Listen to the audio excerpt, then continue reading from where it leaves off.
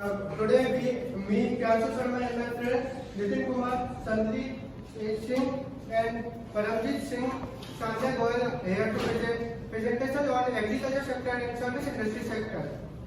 Agriculture sector is very important sector in India because it contributes around 17 to 18% in our GDP and 50% of population depend on agriculture.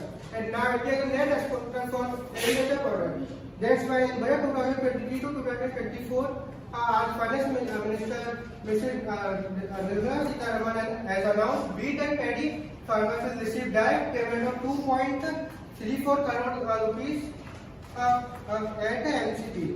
Now I like to call Nitin for further explanation. Announcement first is increased agriculture credit allocation to 20 lakh crore. The agriculture credit target has increased to 20 lakh crore with the focus on animal husbandry, fisheries and dairies, about 11% higher than Union Budget to 2022. In addition, 63,000 primary agriculture credit societies are being digitized with an investment of rupees 2,516 crore. Impact. The impact for this policy. The agriculture credit outlay and the digitization of agri-credit societies are expected to enable inclusive farmer-centric solutions and help improve access to farm inputs and infrastructure. I would like to call Sanya for announcement second. Announcement second. Estimated agriculture fund of NIS 22 lakh crore. An estimated agriculture fund to encourage agri-tech startup by young enterprises in rural areas will focus on bringing innovative solutions to the challenges faced by farmers. This also brings modern technologies to transfer agriculture practices and increase productivity and profitability. I would like to call Pranjana for the announcement. New subscheme under Pradhan Mantri Matsya Sampada Yojana will be launched with a targeted investment of 16,000 crore rupees for further enable activities for fish vendors and fishermen with the small and micro enterprises. It will improve values and efficiency and expand the markets. Impact of this new scheme is improve access for infrastructure and for the fisheries and aquaculture sector. I would like to call Sandeep for next announcement. Announcement 4. Improved access to better quality life agro inputs. PM Canam will be launched and incentivized status to promote alternative fertilizer. In addition, over the next 3 years, 1 crore farmers will get assistance to adapt the natural farming and 10,000 bio-input resources centers will be established to improve the availability of disease-free, high-quality planting material for high-value horticulture crops. The Atmanirbhar Clean Plant Program was announced with an outlay of 2,200 crore.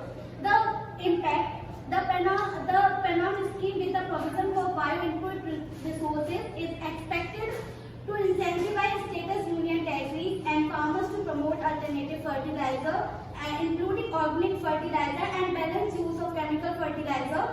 Access to disease-free quality input, plant input will facilitate diversified agriculture through increased horticulture production. Now I would like to call Paramjit for further explanation. Announcement 5. Improve access to agri-infrastructure storage. The government plans to set up massive decentralized storage capacity to help farmers. Impact of this announcement is setting up an accessible storage will enable farmers to sell at an appropriate time, enhancing price realization. Overall impact positive.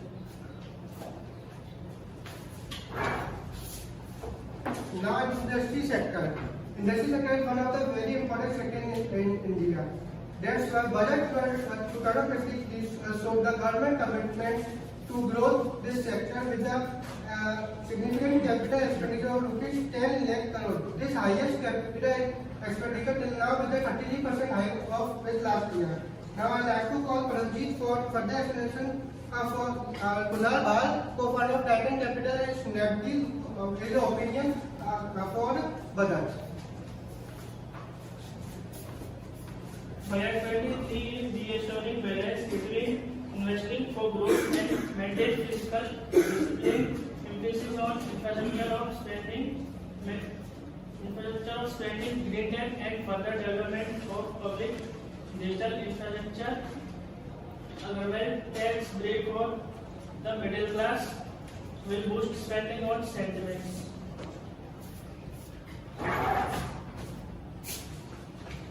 Direct taxes that affect service sector. First is opportunity provided to sugar cooperatives to claim payment made to sugarcane farmer for the period prior to assessment year 2016 to 17 as expenditure. This is expected to provide them a relief of almost rupees 10,000 crore. Second is TDS rate to be reduced from 30% to 20% on taxable portion of EPF, Employee Provident Fund withdrawal in non-payment cases. Third is a higher limit of rupees 3 crore for TDS on cash withdrawal to be provided to cooperative societies. Impact indirect taxes that affect service sector. First is basic custom duty reduced on acid grade phosphor to 2.5% from 5%. Basic custom duty. Second is basic custom duty on crude glycerine for use in manufacture of epichlorohydrin reduced to 2.5% from 7.5%. Third is basic custom duty rate on compounded rubber increased to 25% from 10% or 30% kilogram, whichever is lower. Fourth is denatured ethyl alcohol used in chemical industry expanded from basic custom duty. I would like to call Priyanshu for further explanation. And according to Indian Railway, this time of budget allocation has been the highest in the history. In 2023 to 2024, the rupees 28,174 crore come in share of railways. After this, rupees 1,59,000 crore has been received to 2022 to 2023. Now rupees 2,40,000 crore has been received for this financial year 2023 to 2024. The central government has announced from this 2.4 crore lakh the railway put 75,000 crore rupees for a new scheme. It means 9 times increase from past 10 years from 2013 to 14 to 23 to 2024. State by fund allotted to many states. Uttar Pradesh allotted 570 crore rupees. Madhya Pradesh had allotted 13,607 crore. Rajasthan fund allotted 9,532.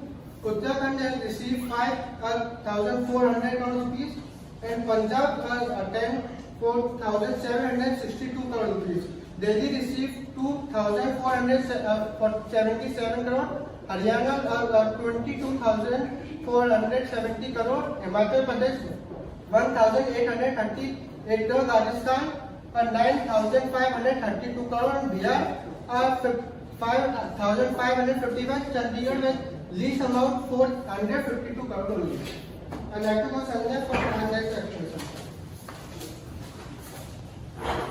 Moral addition. In this budget, it has been announced to further improve the coaches of train like Rajdhani, Shatabdi and Railway. The railway is planning to improve the more than 10,000 coaches of these female trains. The interior of these coaches will be improved and passenger comfort will be improved. According to Railway, 51,510 crore will be spent for rolling stock production. Railway track improvement. Significant allocation with the mode of replacement of old tracks. This will help speed up trains and in start of high-speed trains for new places. An amount of 70,296 crore has been allotted for track renewal as per the information provided by the minister. Out of the control budget allocations to railways, 39,660 crore will be spent on laying the new line and rupees 30,749 crore will be spent on doubling the line and 4,600 will be allotted for joist conversion. Green train. The construction of country's first hydrogen train developed entirely in India will be completed in December 2033. According to Railway, the hydrogen train will be operational in the first phase of heritage line, such as Kalka Shimla railway station. Railway has a target of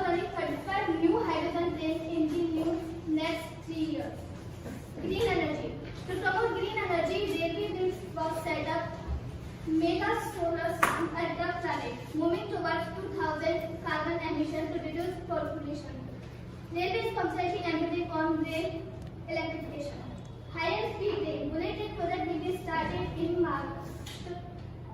Along with this, Railway has planned to build 500 Vande Bharat trains in the next year. Apart from this, the concept of Vande Metro trains covering a radius of 50-60 km has been included in the country.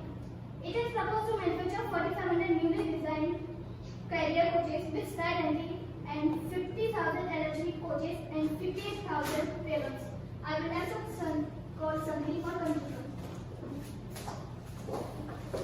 In agriculture sector, conclusion is positive because government provides many relaxation to public, 10,000 crore relief to sugarcane farmer, and the budget also focus on public-private partnership through the Clean Plant program and cluster-based approach for value chain development and creating an infrastructure for agriculture. And in industry sector, according to Railway, this is almost an increased time from 2013 and 14, 51% from 2022 and 23. On the other hand, state-wise there has been 26-fold increase in the maximum budget received by the major national capital region, Delhi. That is 2013 and 14. Delhi had received budget of 96 crore and this time budget of rupees 24,077 crore has been allocated. Similarly, Punjab has got 21 times more railway budget. After this, Uttar Pradesh has got 16 times more budget. Also many announcements like refurbished more 1,000 coaches, 92,304 crore for railway track improvement, construction, and country's first hydrogen train and set up ultra mega solar plant. Started bullet train project in Maharashtra and planning 500 Vande Bharat train. So overall conclusion in industry sector is positive. Thank you.